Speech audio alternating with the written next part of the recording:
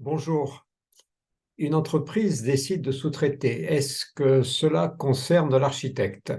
La réponse est oui, bien entendu, parce que ça concerne le client. Quelles sont les obligations légales du client? Eh bien, il doit, d'une part, agréer ou pas agréer le sous-traitant proposé, et si le sous-traitant est agréé, il doit s'inquiéter, vérifier que le paiement du sous-traitant sera possible. En pratique, puisque cela donne des obligations aux clients, et je me place dans le cadre de clients néophytes, c'est-à-dire des clients qui ne sont pas des professionnels de la construction, et bien sûr, je me place dans le cadre de marché privé pour des néophytes. L'architecte est le juriste de l'opération, vous le savez, donc nous devons guider, informer et guider notre client, notamment sur le terrain juridique. Donc ça nous concerne évidemment directement. Si le client se retrouvait en faute juridique, il est évident qu'il se retournerait, soit lui, soit son assureur, contre la personne qui est chargée de le diriger juridiquement, c'est-à-dire l'architecte. Donc nous devons vérifier s'il y a des sous-traitants, si manifestement il y a un sous-traitant qui n'est pas déclaré au maître d'ouvrage à notre client. Par exemple, une camionnette avec un nom d'artisan que nous ne connaissons pas sur le chantier, ou si la plupart du temps l'entreprise principale nous informe qu'elle va sous-traiter. À ce moment-là, nous devons vérifier qu'il s'agit bien d'un sous-traitant. Tous les intervenants sur le chantier ne sont pas forcément des sous-traitants. Ça, c'est un point que l'on détaille dans la formation. Il faut bien savoir qui est sous-traitant et qui ne l'est pas, c'est-à-dire quand s'applique la loi sur la sous-traitance ou quand elle ne s'applique pas.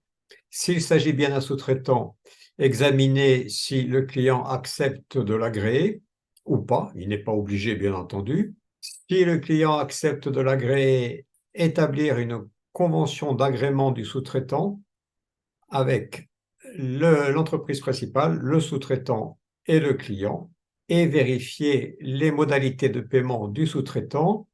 Donc, vous avez compris, le client a l'obligation de vérifier ces points-là, sous peine de risquer de devoir payer lui-même le sous-traitant, de compenser à ce moment-là la carence de l'entreprise principale. Donc, soit une caution bancaire, soit instaurer une délégation de paiement directe du client au sous-traitant. Et enfin, vérifier que le client doit vérifier qu'il n'a pas trop payé l'entreprise principale. S'il y a une délégation de paiement, il doit garder en réserve à minima la somme qu'il devra payer directement au sous-traitant. Que dit la loi? Très clairement, si on instaure une délégation de paiement, elle ne crée aucun lien juridique direct entre le client et le sous-traitant. L'argent, même s'il est payé, il est donné directement au sous-traitant, en fait, il est censé passer par le compte de l'entreprise principale qu'on appelle donneur d'ordre. Quel est le principe du paiement direct? Nous avons un client et un entrepreneur principal. Le client est le maître d'ouvrage, l'entrepreneur principal, le donneur d'ordre, et un sous-traitant. Le schéma classique, le client paye l'entrepreneur principal paye le sous-traitant. Le paiement direct du client au sous-traitant, le client donne le paiement au sous-traitant, mais en fait, la loi considère que ce n'est pas ainsi que ça s'est passé. Il n'y a pas un paiement direct du client au sous-traitant, même s'il y a l'acte pour ça. Il y a en fait le passage de l'argent par le compte de l'entrepreneur principal, même s'il n'est pas apparent. C'est un artifice, bien entendu, mais qui permet de simplifier considérablement la procédure. Ignorer volontairement, consciemment un sous-traitant est une faute du maître d'ouvrage. Et donc, il enfreint la loi Un néophyte n'est pas au courant, nous avons un devoir de conseil, vous connaissez bien le sempiternel devoir de conseil, et donc c'est du ressort de l'architecte, c'est de sa responsabilité en cascade, mais évidente. Un OTA qui est assez intéressant, et personne n'est au-dessus de la loi.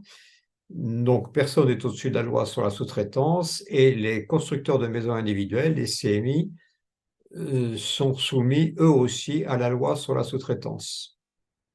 Alors, il y a des variantes pour les maisons individuelles, mais l'agrément du sous-traitant est bien dû dans la loi par le client des constructeurs de maisons individuelles, des pavillonneurs, ce qui ne font, à ma connaissance, quasiment jamais. Et enfin, en cas de sous-traitance en cascade, en chaîne, la loi s'applique également pour les sous-traitants des sous-traitants, etc. Enfin, dans les paiements, la TVA est toujours due par l'entreprise principale, jamais par le sous-traitant. Donc imaginons maçonnerie faite par l'entreprise principale avec une valeur de, mettons, 40 000 € hors taxe. L'enduit coûte 5 000 € hors taxe. Total 45 000 €, TVA 20%, 9 000 €, total du TTC par le client 54 000. Et l'entreprise principale ajoute à la base de sa facture, vous voudrez bien verser à l'entreprise principale, c'est-à-dire à moi-même, 40 000 € plus 9 000 €, 49 000 €, ce qui correspond à la maçonnerie et à la totalité de la TVA, et aux sous-traitants 5 000 € hors taxe. Voici, ici, je vais le mettre en bleu, les versements à effectuer par le client. C'est tout simple quand on connaît le principe. Cela a été fait par l'État parce que, et je présume que les sous-traitants devaient mal gérer la TVA, que c'était bien embrouillé.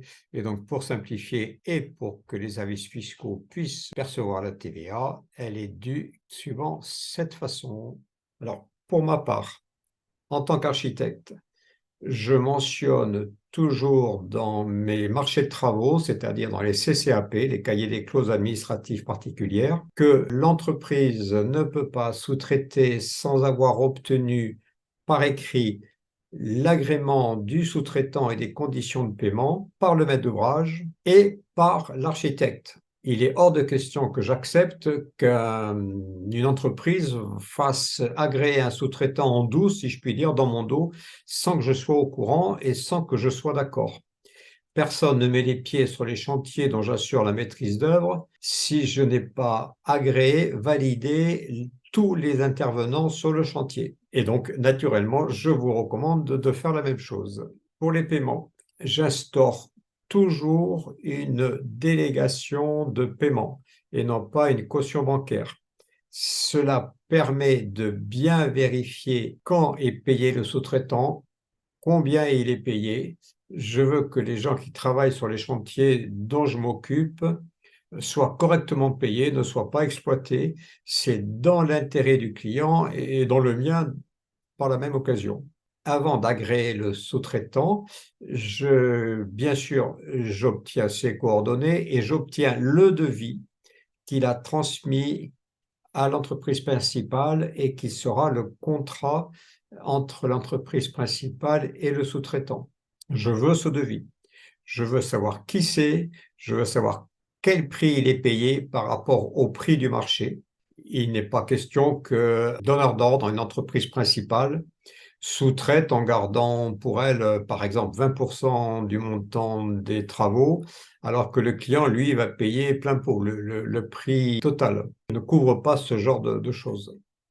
Comme il n'y a pas de lien direct entre le client et le sous-traitant, même en cas de délégation de paiement, la responsabilité en cas de sinistre est entièrement due par l'entreprise principale, y compris donc pour les travaux du sous-traitant. Ainsi, le sous-traitant n'a pas l'obligation vis-à-vis du client d'être assuré, du moins en garantie biennale et décennale. Il n'en demeure pas moins que j'exige, pour agréer le sous-traitant, d'avoir en main les attestations d'assurance biennale et décennale, parce que je trouve totalement anormal dans le bâtiment d'exercer, d'œuvrer et de ne pas être assuré. Pour moi, c'est pas possible. Il y a un problème là-dessous. Donc, toutes les entreprises qui interviennent sur mes chantiers sont assurées. J'en fais une règle générale. Et je vérifie également que l'entreprise soit bien assurée en responsabilité contractuelle, chef d'entreprise, notamment vis-à-vis des dommages aux tiers. Attention, les tiers, c'est pas que les voisins, hein. Les tiers, par exemple, dans une rénovation ou une extension, c'est le bâtiment existant. Tiers, ça veut dire tiers par rapport à l'objet du marché. Dans une extension, l'objet du marché n'est que l'extension. Eh bien, le bâtiment existant est un bâtiment tiers qui appartient au client, est un bâtiment tiers. Et s'il est dégradé par l'entreprise, l'artisan, sous-traitant ou pas sous-traitant, la garantie décennale n'a rien à y voir. La garantie décennale ne s'applique exclusivement que sur les travaux concernés par le marché. Donc, il faut avoir une attestation d'assurance de tout le monde, y compris donc des sous-traitants, non pas pour la décennale, mais pour les travaux tiers, la responsabilité chef d'entreprise. Et donc, bien sûr, je dois avoir ça en main avant de valider l'agrément du sous-traitant. À ce propos, je vous engage à faire très attention. Il y a parfois des entreprises qui prennent des marchés où ils ne sont pas qualifiés pour l'ensemble des travaux. Un cas assez courant que j'ai rencontré plusieurs fois, c'est un bâtiment avec une couverture en pente, tuile ou ardoise, et il y a une partie en étanchéité en toiture terrasse. Et l'entreprise dit, je suis bien assuré pour la couverture, la charpente, etc. Par contre, je n'ai pas l'assurance pour l'étanchéité, mais n'ayez aucune crainte, je vais sous-traiter l'étanchéité à une entreprise, à un artisan que je connais et qui est bien assuré pour ça. Donc, la petite surface, les 10 mètres carrés qu'il y a en étanchéité horizontale, elle sera bien assurée. Eh bien non, pas du tout, justement, parce que s'il y a un sinistre, c'est l'entreprise principale qui doit assumer le sinistre. Et si elle n'est pas assurée, le client ne sera pas assuré. Et donc, il aura été mal conseillé par celui qui a un devoir de conseil. Encore une fois, vous avez compris, l'architecte. Donc, attention, ce n'est pas parce que l'étancheur a une assurance que l'étanchéité sera assurée si l'entreprise principale ne l'est pas dans l'étanchéité. Tout simplement, dans ce cas-là, il faut créer un lot à part en disant, ben, très bien, on prend cet étancheur, mais je fais un lot numéro 13, 14, 15, et ça sera étanchéité horizontale. Et ainsi, l'étancheur aura un lot, il n'y aura plus de sous-traitant pour lequel il sera assuré, et tout ira bien. Donc, il faut matérialiser l'agrément du sous-traitant.